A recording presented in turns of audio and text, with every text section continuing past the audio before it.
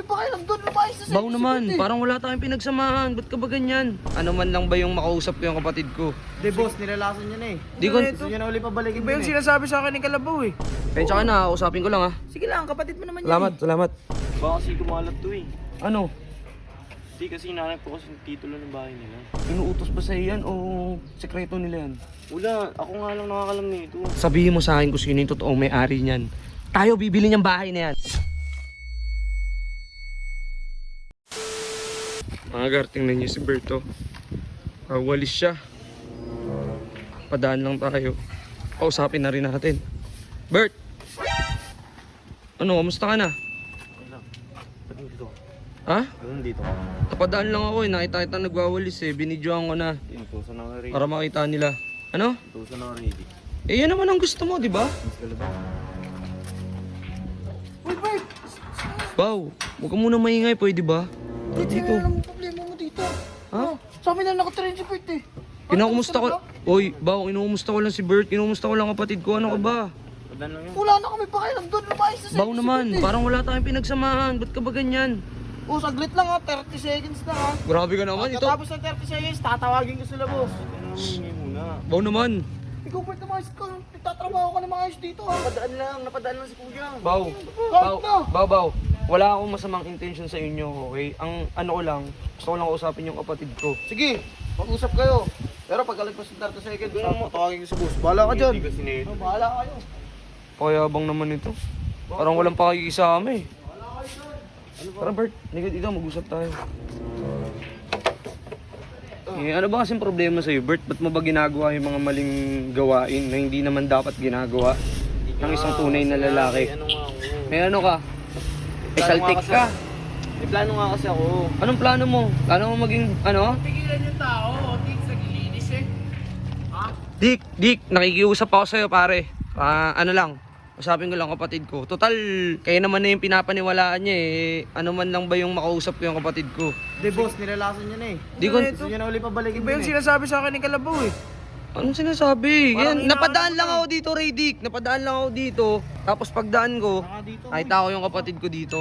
Baka naman. Ang ina, may malaman-laman ng audit, sinasabi ko sa'yo.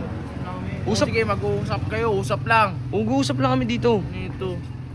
Alam mo talaga eh. Uy, pulot, nandiyan pala kayo.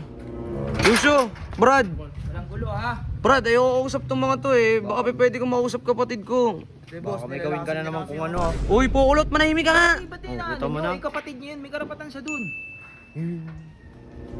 Brad, pensya ka na, kausapin ko lang ha. Sige lang, kapatid mo naman Salamat, salamat. Bert, tara, napakiusapan ko na yung mga ano. Eh, nga. May ano nga ako. Ay, no. Huwag ka na lang muna kasi maingat. Baka kasi kumalat to eh. Ano? Hindi kasi hinanap ko kasi yung titulo ng bahay nila. Titulo ng bahay nila? Oo. Uy, huwag kang maingay, ano yan? Hindi, syempre kasi di ba binibenta nga ng tatay ni Radic yan? Eh, baka ano eh. Baka hindi naman kasi talaga nabili ni Boss Lucio yan. Yung bahay na yan.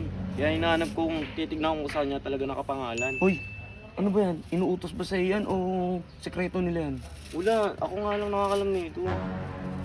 Ganon. Hindi kila Radic tong bahay na to. Hindi nga, titignan ko nga. Eh kasi di ba sinabi nga kay Boss Lucio nga daw yan? Eh kaso wala naman ako nakita ng transaction na binili talaga ni Boss Lucio yung bahay na yan.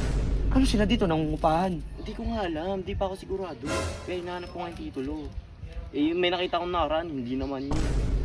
Bert, magandang impormasyon yan ha. Eh, Pero, gala ka ha. Baka mamaya totoo yung sinasabi ko. sumusobra-sobra na yung utak mo ha. Totoo yung Uy, Bert. sinasabi ko. Bert, ano? Sabihin mo sa akin kung sino yung totoong may-ari niyan. Tayo bibili niyang bahay na yan. Ayun nga, hinahanap ko pa. Pagka babalitaan ko kayo. Basta wag ka lang maingay kasi. Bert, Kahit sino, sabihin mo kahit agad sino sa akin ha. Tayo bibili niyan ha. Ayun nga, plano ko. Kaya nga nag-iisa ko dito. Pero huwag ka masyado magdididikit dyan kila Radic ha. Baka naman, puro kasamaan na naman yung tinuturo sa'yo. Alam ko naman yun. Basta lumalayo na nga ako kay Radic eh. Sige, mag-ingat ka ha. Sige na. Salamat sa impormasyon ha. Hindi na ako magkapit. Mga gar, hindi pala kila Lucio tong bahay na to.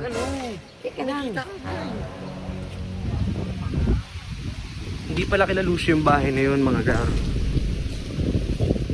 Ang kailangan lang natin malaman kung sino yung totoong may-ari nun.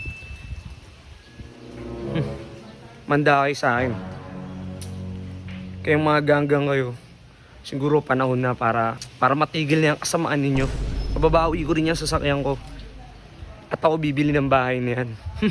Hintayin nyo mga gar.